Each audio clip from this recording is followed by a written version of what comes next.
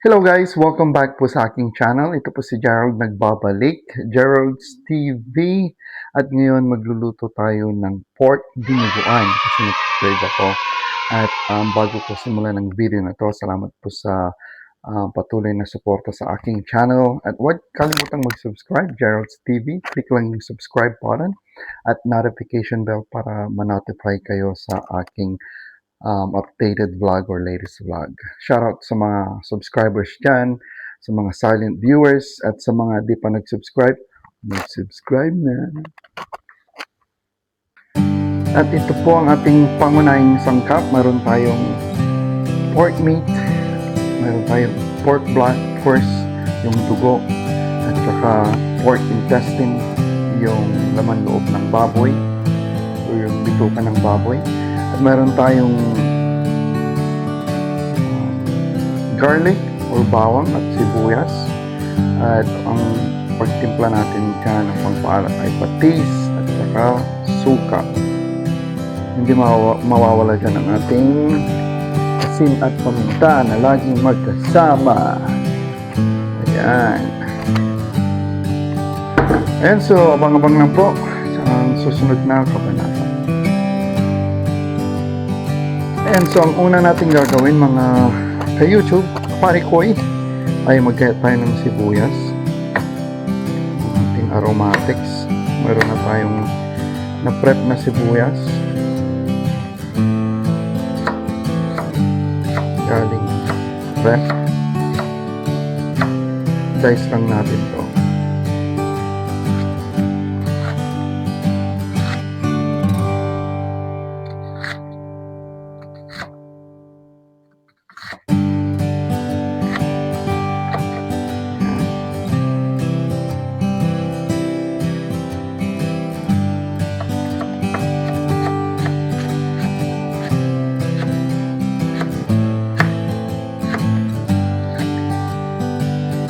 At syempre, bibili tayo ng puto mamaya pa. Ito na ang ating dinuguan. At ito ang ating minced garlic. Ito ay ready-made na garlic. Mag-init tayo ng kalan. Pakulo lang natin yung karne at saka bituka ng baboy. Mga 20 minutes. Tama-tama lang. Malambot siya. Hanapin ng konting asin at konting paminta.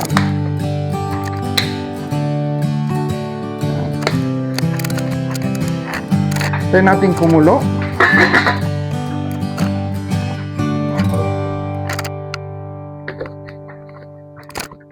Abangan ang susunod na kabanata.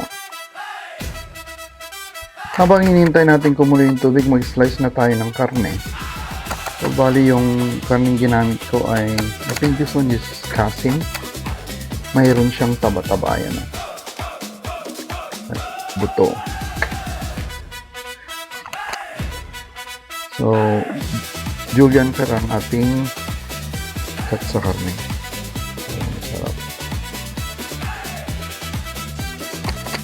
Mahaba.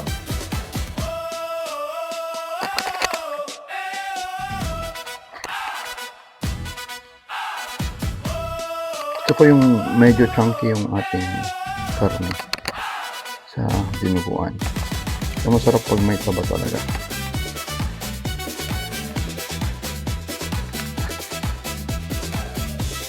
Ganyan lang yung cut niya. Tama lang. Ayan o. Julian cut.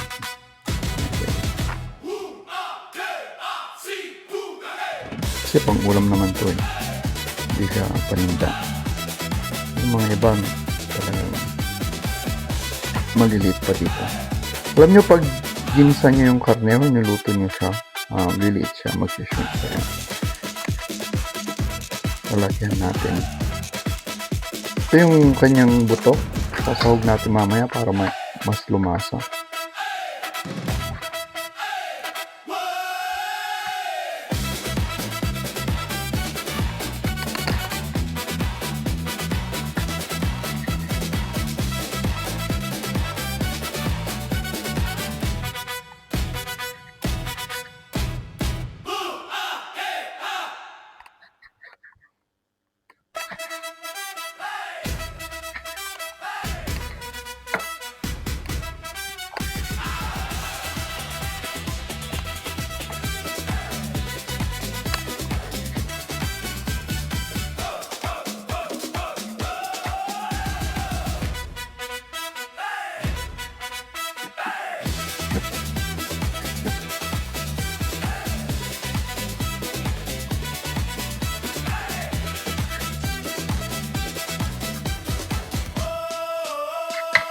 Ayan, so slicein natin lahat nitong karne at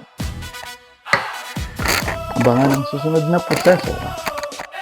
Ayan, so mainit na ang ating pinakulong tubig at ilalaglag na natin ang bituka ng baboy. So, nilagyan ko na yung tubig ng asin, paminta, dahon ng laurel at bawang. At ito ang ating bituka ng baboy or pork intestine. Fresh na fresh from Filipino store. So, ito yung ating fresh na bituka ng baboy at ilalaglag na natin. Malinis naman ang kamay ko.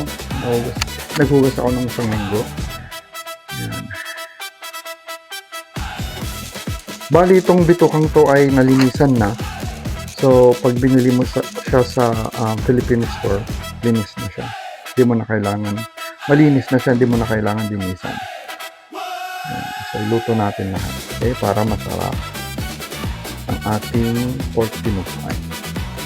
Tapos ito na rin ang aking ginayat na karne na Julian style. Pag sinabi kong Julian style, yung pahaba siya. Para siyang igado. Yan, no? Mas gusto ko kasi yung ating pork meat ay chunky instead of maliliit, di ba?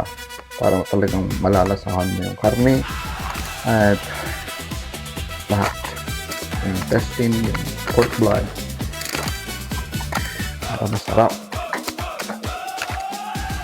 Ayan, so wait lang natin ng 20 minutes hanggang lumambot yung bituka ng karne, tapos balikan natin. And so balikan na natin ang ating pinakuluan na bituka ng baboy. Ayan, malambot na siya. So pinakuluan natin ng 20 minutes at hanguin na natin. Palamigin muna natin bago natin slicing or gayatin.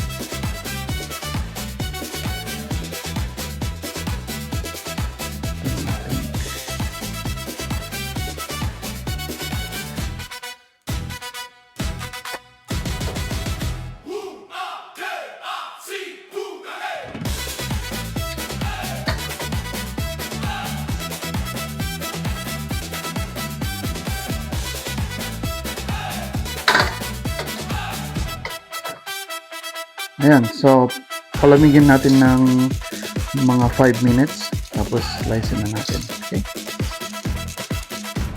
Ayan guys, so napalamig na natin ng ating pinakuluan o pinalambot na bituka ng baboy at gagayatin na natin. Okay? Ayan, so start na natin magayat or slicing ang ating pinakuluan at pinalambot na bituka. Ayan, simple lang po ang pag-slice. So, bali diagonal po ang aking pag-slice. Ganyan.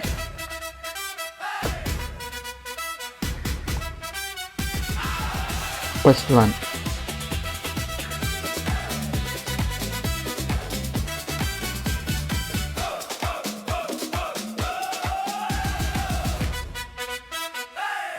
Malambot na siya. Malambot na siya.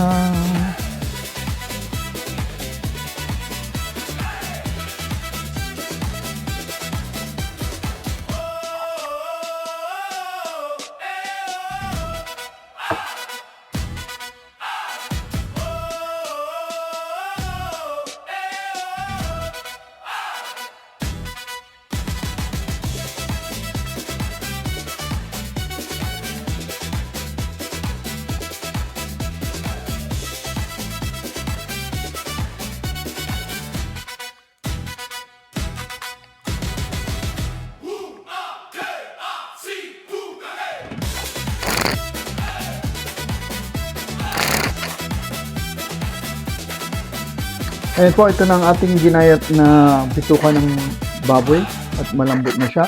So, isasangkot siya na natin, lulutuin na natin siya. At ito ang ating karne as well. Init na tayo ng kalan at sangkot siya na natin ng ating aromatic. Ito tayo ng mantika.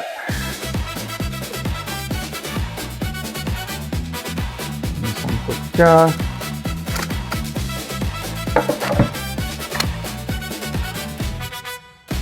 Yung sibuyas. Meron tayong bawang dito. Ito yung buo. Buo na lang lagay natin. Alright.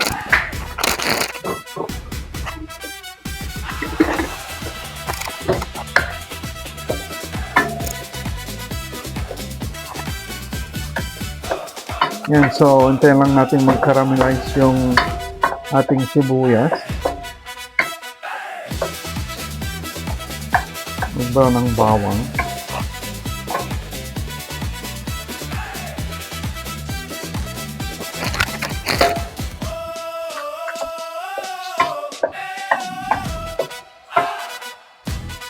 Sarap. Napakabango. Ay, napakabango po ang ating aromatics.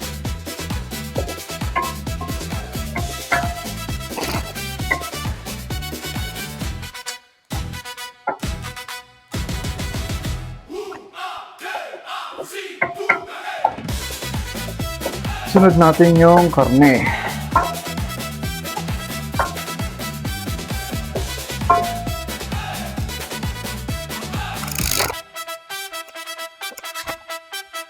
Ilaglag na natin ang karne. At syempre, pagkatapos nun, lagyan ng paminta at isunod ang asin para may lasa ang karne. Huli na natin yung bituka ng baboy kasi luto na yun eh. So, bali, ang pagsasangkot siya ng karne ay hintayin natin or lutuin natin ng mabuti hanggang mag-brown siya. Lumabas yung kanyang sariling katas or mantika para malasa.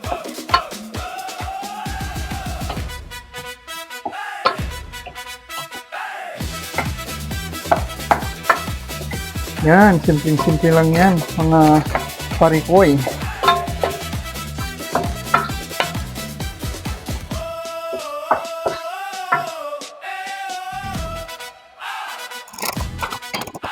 Of course, tatakpan natin para hindi makawala ang kanyang flavor. Tayin natin yung apoy. Hintayin natin mag golden brown. And then sunod natin yung bituka at saka dugo ng baboy. Tapos timplan na natin ng suka at saka asin. Ayan, so luto na ang ating karne na sinasangkot siya. Nagmantika na siya. Ano yung gusto kong consistency. Tapos susunod natin, laglag na natin yung bituka ng baboy.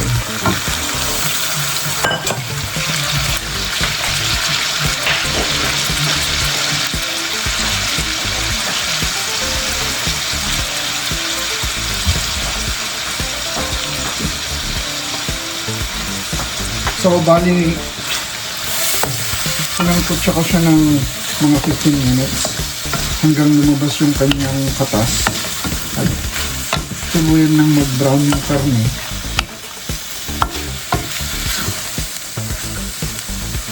Lagyan ko na rin siya ng patis, tapos dagdagan natin ng paminta.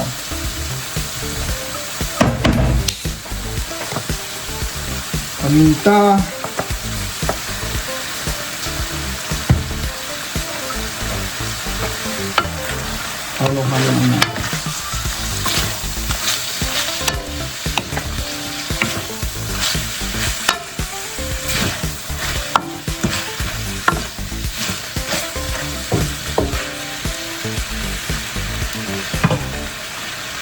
Pagay na natin yung dugo.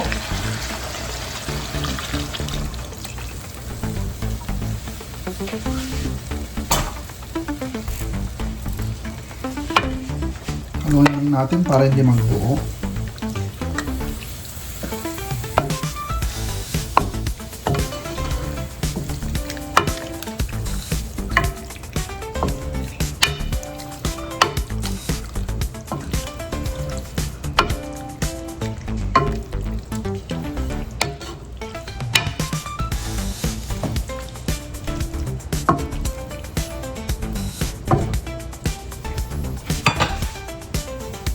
natin ng suka.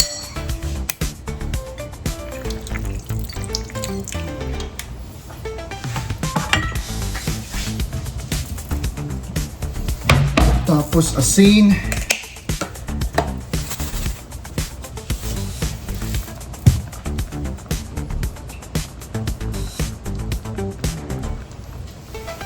Haluin lang natin mga parikoy.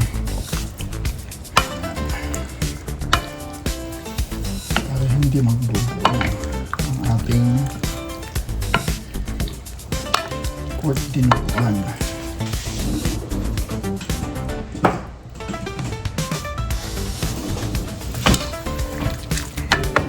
Natin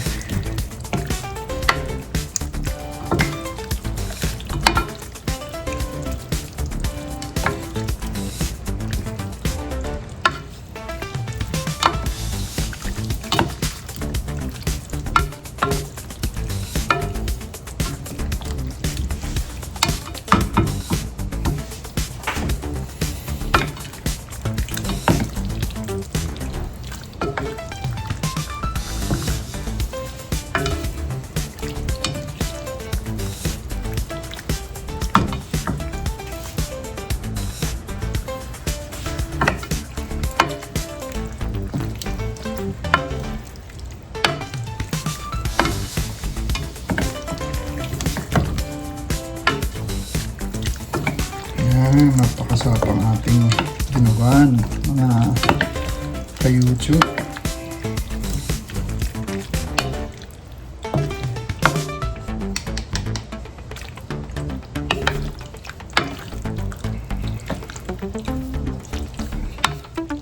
Tayo lang nating magmantika at pwede na to.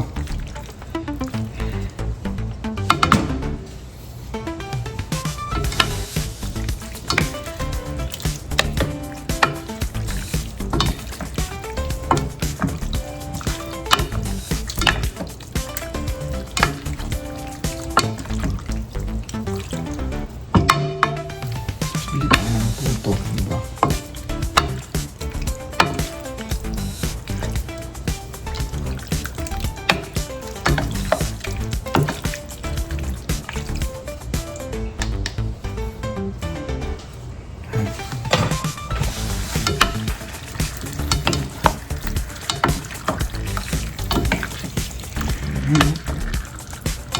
Napakasarap po. Ayan mga ayun, so napakasarap ang ating dinuguan.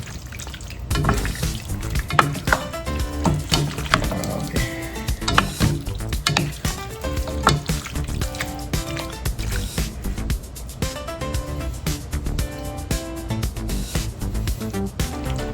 Tikman natin.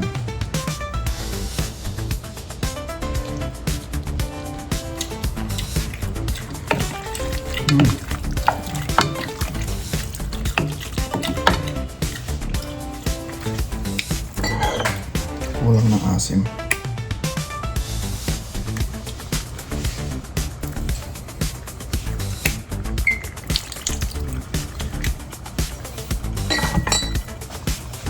Pala. Kaya natin ng asin ulit. Timplahan natin.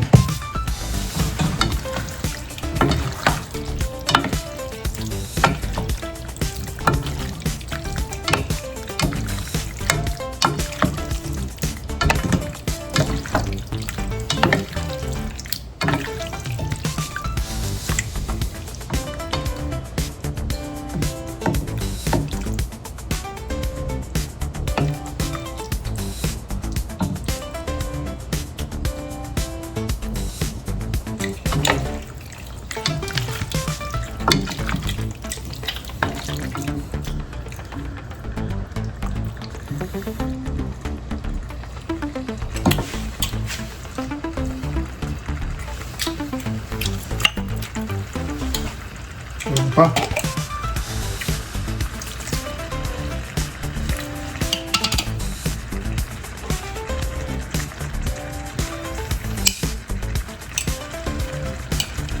Since wala tayong ceiling, haba maglagay tayo ng ceiling manghang.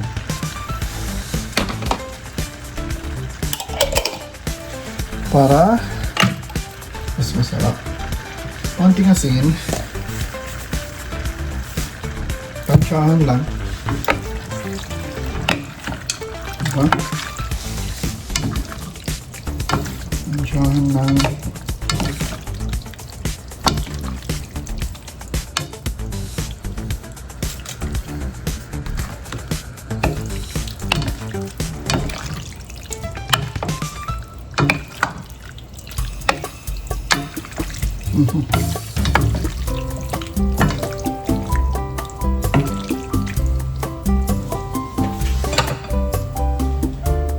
Tikman ang ating niluto.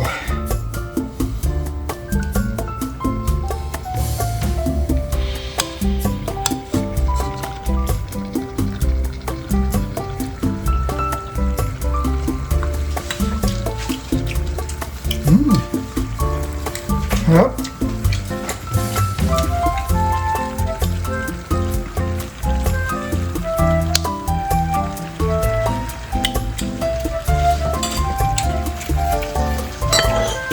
Nakukulangan ako ng suka. Bakit nga ba? So yung medyo masim-masim eh. Asin pa.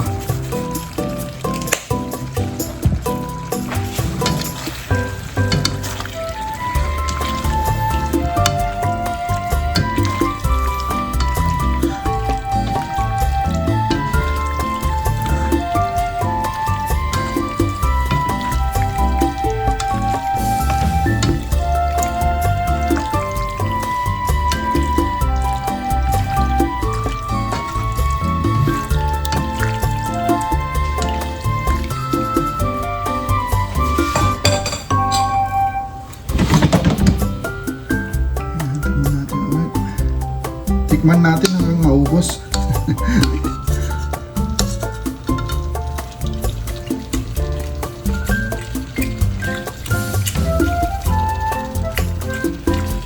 Yan, kumagat na yung suka.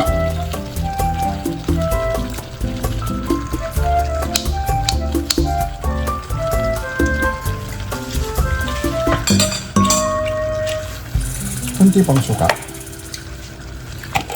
Wala akong maramdaman eh.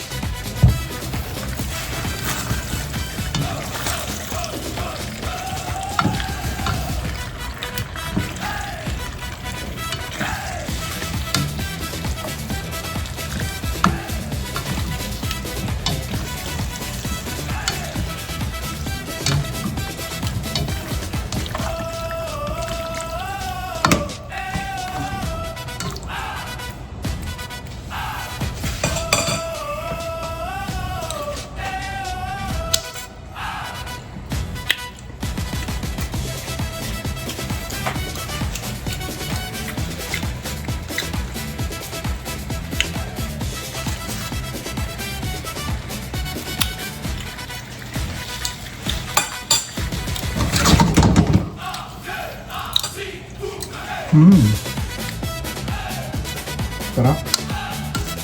You know.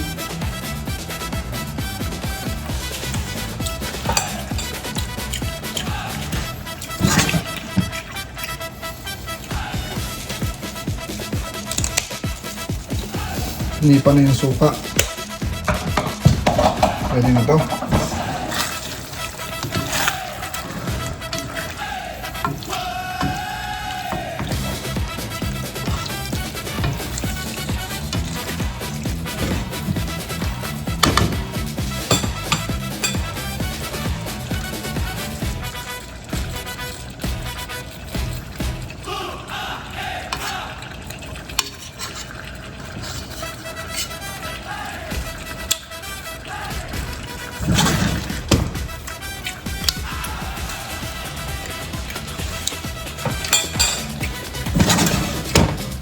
Alright, pwede na.